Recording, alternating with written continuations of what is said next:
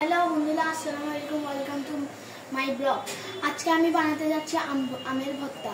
তো আমি যেটা বানাবো, যে তোমরা আমার সাথে দেখতে থাকো। তো সবার আগে নিয়ে যাচ্ছি ধনিয়া পাতা, আম, লেবু পাতা, মরিচ, তারপর লবণ, তারপর শুকনো মরিচ। চলো এখন আমরা বানানো শুরু করে দিই।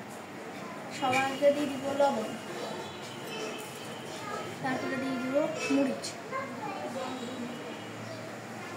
তারপরে দিয়ে দিব শুকনো মরিচ, তারপরে দিয়ে দিব ধনিয়া পাতা। এখন ধনিয়া পাতাটা একটু কাটা লাগবে।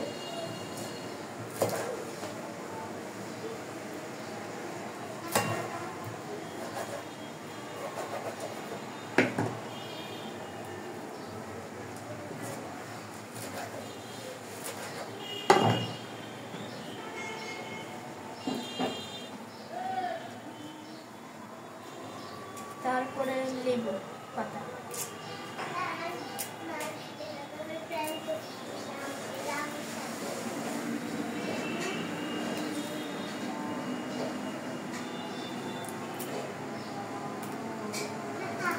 এটাকে ভালো মতন মেখে নেব।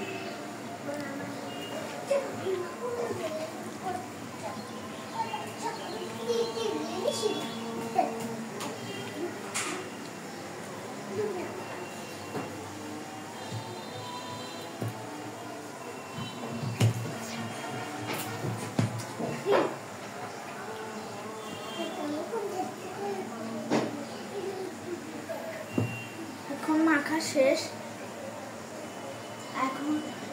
এখন আপনার সাথে টেস্ট করে দেখবো কেমন হয়।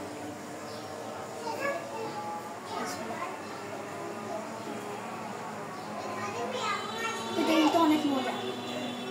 তো এখন এই পর্যন্তই আম মাখাটা শেষ।